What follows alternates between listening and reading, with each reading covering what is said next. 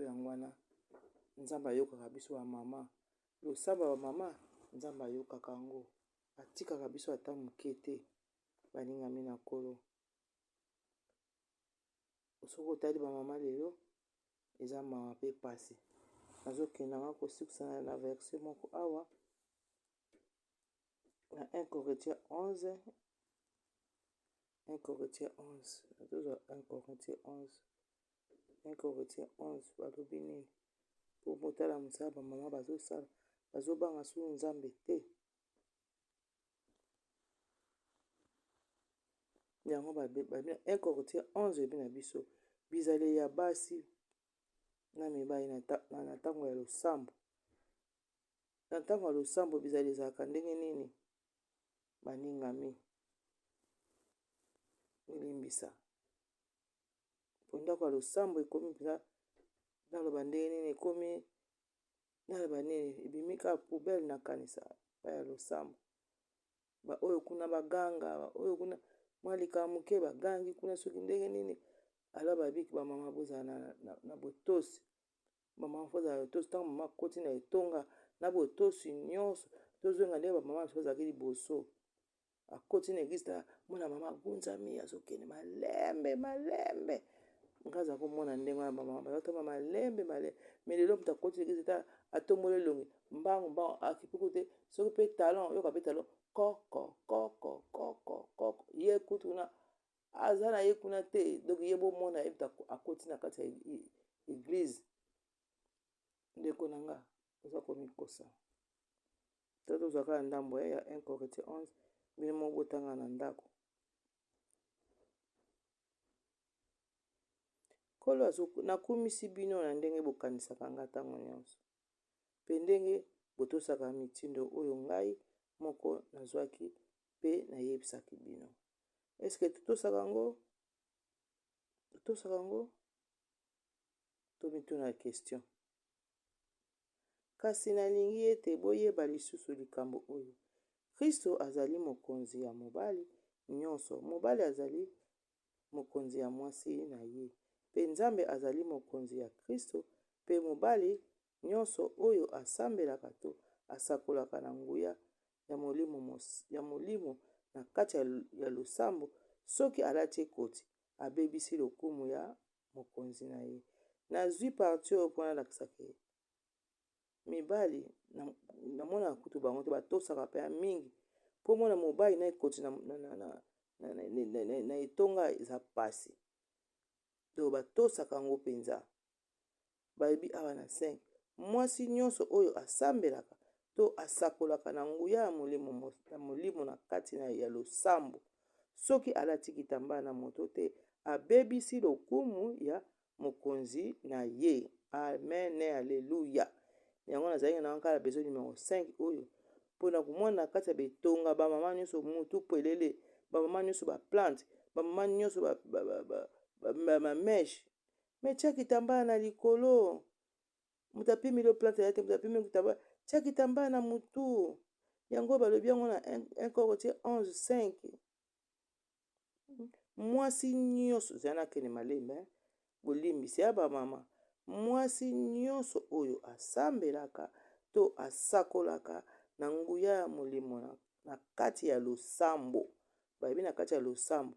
Do na balabala tiano perike. Sala na makambo soli. Me na kati ya ndako na Nzambe na kati ya losambo. Po tokende na ndako ya Nzambe mpo na losambo tosambela. Tokende te po tobina kaka po tosane me tokende mpo na losambo. Soki alati kitambala na moto te abebisi lokumu ya mokonzi na ye. Siko mokonzi ni nani? Ezali lokola bakokoli ye mutu so boyebaka te. Tango oke na eglise olati no kitambala te oza lokola mutu azali mokokoli ana suki te na mutu. Abebisi lokumu ya mokonzi na ye. Ezali lokola bakokoli ye mutu. Soki aboyi kolata kitambala akatisa suki. C'est clair. Olingi lota kitambala te katisa suki. kasi ezali soni soki bakati mwasi suki to bakokoli ye motu. Yango wana ebongi alata kitambala. Aleluya bamama, botika biloko oyo diable azokosala mpo akwesa biso na libulu. Asaleli biso baperike ya modele na modele, eputa nzambe apia biso basuki na biso ya kitoko. Mais ata naza na suki na nga kitoko, nga so nde natangi boye, so nakende etonga na kotia kitambala na mutu. Tout d'abord na mesana na kitambala na mutu. Bana natanga likambo ya tiamu yana na baki nzambe asimba nga na te ya likambo ya kitambala bamama. Mpona nini bokosala biloko boye? Tobandeli yango, tobandeli yango mpenza bien awa malembe malembe. Balobi awa tozwa yango na 4, tobandi na 3. Totangi na kombo na Masia. Kasi nalingi ete boyeba lisusu likambo oyo. Kristo azali mokonzi ya mobali nyonso. Mobali azali mokonzi ya mwasi na ye. Pe nzambe azali mokonzi ya Kristo. Tokozongela ngo moko mosusu po basi mosusu ba respecta su mibali te. Boyeba ke mobali azali mokonzi. Mobali nyonso azali mokonzi ya mwasi na ye. Oyo eza likambo mosusu tokoteya. Lelo nazotelaka bamama na elateli na bango. Topia lokumu na eglise. Tango oye na eglise pesa lokumu yebake oye kosambela. Mobali nyonso oyo asambelaka to asakolaka na nguya ya molimo na kati ya losambo. Soki alati ekoti. Soki alati ekoti. Abebisi lokumu ya mokonzi na ye. Na monanga na ngai te ke mobali bana na kati ya losambo na yebi te balataka bikoti te. Okomona bango so bakoti na respect nyonso alongoli yango. Soki alati ekoti abebisi lokumu ya mokonzi na ye. Bapapa bayebi yango wana longoni na bango. Soki bazali me baza penza ya kotanga. Mwasi tokomi na 5. Toke malembe kana mpona bamama boyoka malamu bolimbisa nga. Mwasi nyonso oyo asambelaka to asakolaka na nguya ya molimo na kati ya losambo. Si c'est vrai, yo osakolaka na nguya ya molimo, okosala biloko oyo Bible ezoloba awa. Mwasi nyonso oyo asambelaka to asakolaka na nguya ya molimo na kati ya losambo, soki alati kitambala na moto te, abebisi lokumu ya mokonzi na ye. Bamama ozala kitambala te na kati etonga.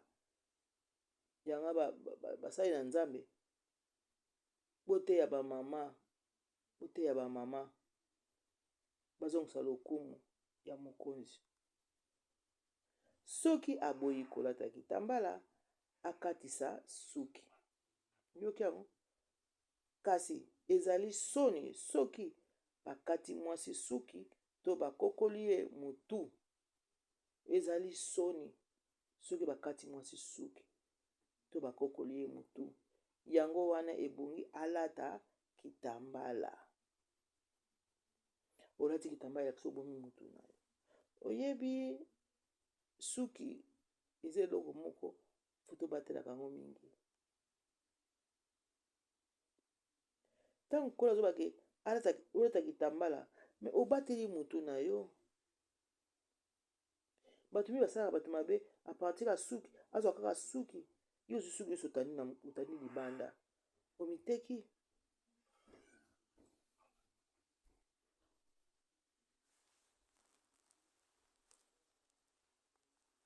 Yango balobi ezali soni soki bakati mwasi suki to bakokoli ye motu. Eza soni bandeko. Lelo nakomona bakwafe mwasi bakati suki nyonso na mutu pembeni pembeni balongwe na mpanzi balongwe na mpanzi batiki kaka na likolo. Basi bamama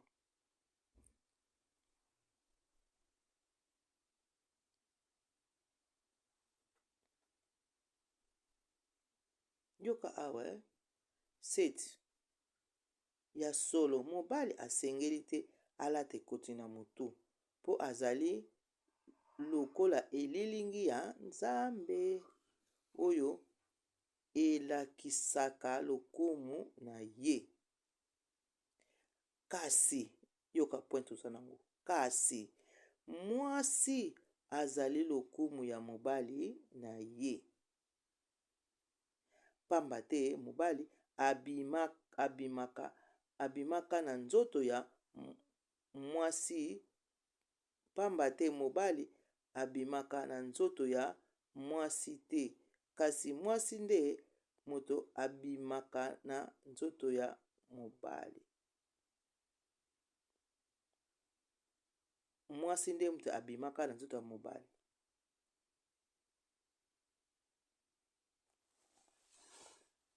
Ti tobotama boye tobimaka na nzoto ya mobali. Donc mobali aza mokonzi. Po mobali moto apesaka mwana, me mwasi apesaka te. Tobimaka na nzoto ya mobali. Me eza teke mobali moto abimaka na nzoto na biso. Mwasi asengeli kolata kitambala na moto.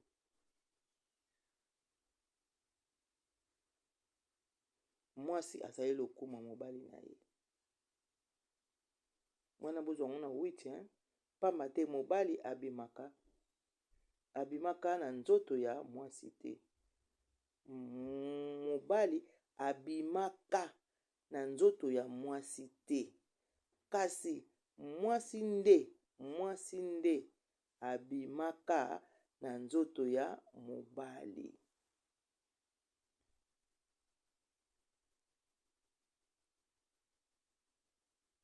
Alleluya. Pe Nzambe asalaka mobali mpona mwasi te, kasi asalaka mwasi mpona mobali. Alo bamama toyokela mibali na biso, topesa bango lokumu. Yango wana mpona baangelu mwasi asengeli kolata kitambala. Alleluya, alleluya. Baangelu baye kosukisa balobi mwasi asengeli kolata kitambala. Yango elakisi ete azali nsima ya mobali. Bamama ntango olati kitambala te elakisi olingi bokokana na mobali, ozala liboso ya mobali na yo.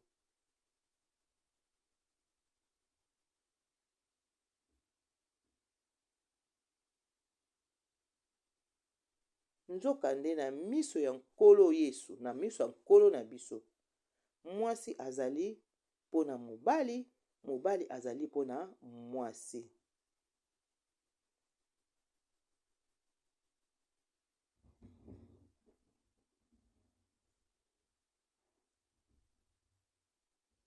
Oyo eza makambo kitoko foto partage yango.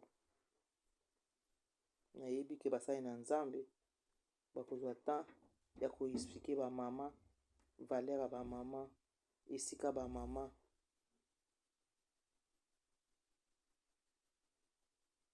Soko kiti na 13 batuni question, bino moko bokata likambo oyo, ezali malamu mwasi asambela Nzambe moto polele. Amen, amen. Nkolo Yesu zwa lokumu. Oh, alléluia. Alléluia. Merci Seigneur Jésus. Merci le lion de la tribu de Juda. Merci El Shaddai, Jehovah Jireh, Jehovah Rapha, Yoshua Mashiach. Batuni biso na 13 ans. Bino moko bokata likambo oyo, ezali malamu mwasi asambela Nzambe. Ozosambela Nzambe no mutu polele. Question.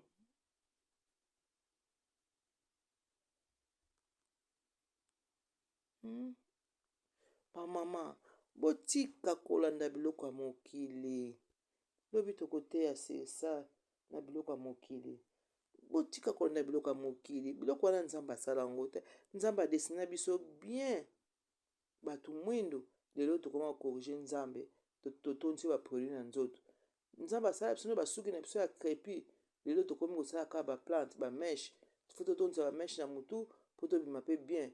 So nake eglize naza na meshe te, naza baya mabe, nazokende eglize natonzi bameshe na mutu, ngai wana nake eglize na bameshe. Baningami nayebi te, bolimbisi eza pasi. Nkolo Yesu azali koya, aza na nzela bamama, Nkolo Yesu aza na nzela, biso toza kosala yango. Ngai nazalaki baplante, mais depuis natanga nde tolobaka na ekongo ya kosuluka na baya yango, meme ma maquillage na baya na ngai yango. So natika mwa poudre na ngai nabimi akokanake feti, ça va. Mais mpo nake église napitika ba maquillage naluka perike te, nakepa papa na ngai oyo bakomela biso makambo oyo. Bino moko bokata likambo oyo na 13 nazongeli. Ezali malamu mwasi asambela Nzambe moto polele. Balingami ya solo na ndenge Nzambe asala bato. Soki mobali aza na suki milai, ezali soni mpe mpona ye. Kasi soki mwasi aza na suki milai, ezali lokumu mpona ye. Soki mwasi aza na suki milai, ezali lokumu mpona ye. Pamba te Nzambe apesa mwasi suki milai mpona kozipa moto na ye. Alleluya. Yoka tosukisa wa po tokozongela chapitre mokolo mosusu.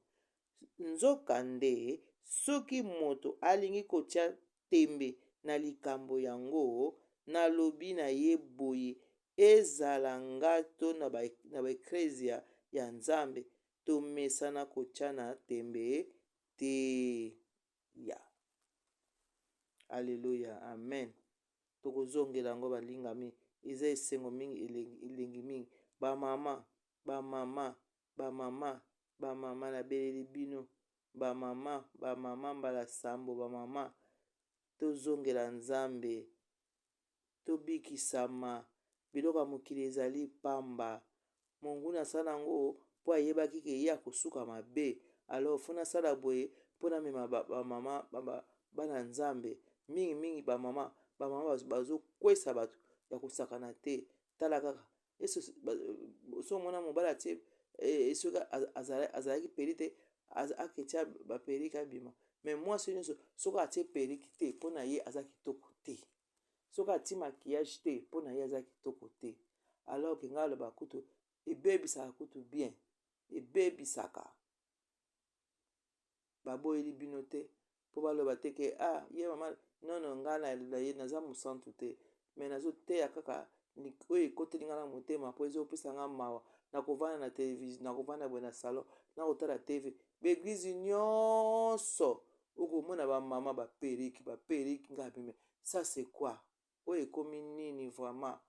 Eloko nini toza baperike wana boye te boye pa ezowuta, boyebi na bino mpo seke ebombamaka susu te. Mais mutu te alingi koyoka, kaka basuki na mutu, basuki nini, baperike ya milai ti ekomoleka siko ntina mokongwe ekwei kuna ntina nsima. Baperike basuki eleki ntina mokongwe. Balingami mongo soki lelo mpe kelelo ebeti eke nkolo aye yebisa nga, okozwa ta ya kofungula yango, okozwa ta ya kolongola perike. Vraiment nkolo akotuna yo ozali kotanga te. Ngai ayebisa bino bwataka baperike, soki oyo ngai atiaki na motema eza pasi, eza mabe, pardon. Nzwa suki na yo sanola yango, bongisa yango, osala coiffe na yo, okobima kutu kitoko koleka mpo kobima naturel. Osala yango coiffe na yo, lata mpe ya normal te, tolinga mpe ebele yo mona motu ekomi monene mpo perike eleki kilo. Oti perike sikoyo tokoteya bana nini? Alors biso bamama oyo tozotanga Bible toteyama mpo bana mpe balanda biso. Ozomona bana bazomona bamama balata baperike, bango mpe balandi te, bo basala nini? Mais eza malamu te. Nkolo atuni balobi teke nini, me ngai nalobi alobi na ndako ya losambo, na ndako ya losambo, na ndako ya losambo, botika biloko wana na ndako ya losambo balingami na nkolo. Oke église kende normal naturel ndenge nzambe akela yo. Tika nanu makambo baperiki na ndako na ndako. Baperiki etikala na ndako. Ntango kozonga ozwi periki na yo olati na yo. Moto akopekisa yo aza te. Balingami na nkolo bolimbisa. Nzambe aza na likolo azomona na ntango nazoloba likambo oyo na pasi na motema. Nazomona eglise nzambe ndenge ekomi, ndenge monguna aza kokosa bamama, monguna mpe azokosa bamama. Mwana soki olati periki ozomona kaka yo na yo kitoko, nzoka nde monguna azoseka bia nazwi bango bamama. Ntango ekomi mosika, ntango totala montre, ntango nini tokomi oyo ekolo Yesu aza na nzela, makolo eza na nzela azoya. Mama olingi kaka otikala mpenza mpona periki, okotikala kaka mpona periki vraimen ya solo. Latango na feti, latango na ndako, latango na balabala, me netonga te na ndako ya losambo te. Batuni question awa mwasa kokosambela mutu pelele po ata zoya na ndako olingi osambela ifo ozipa mutu. Nazalaka na ndeko moko nayebisaka ekala na Swede, nayebisi yo osambelaka boye mutu pelele mpo nani? Abi ya nzambe atalaka motema, atalaka mutu te. Natiki nango ngabi me Bible elobi ke mwasi alingi osambela lataki etambala na mutu.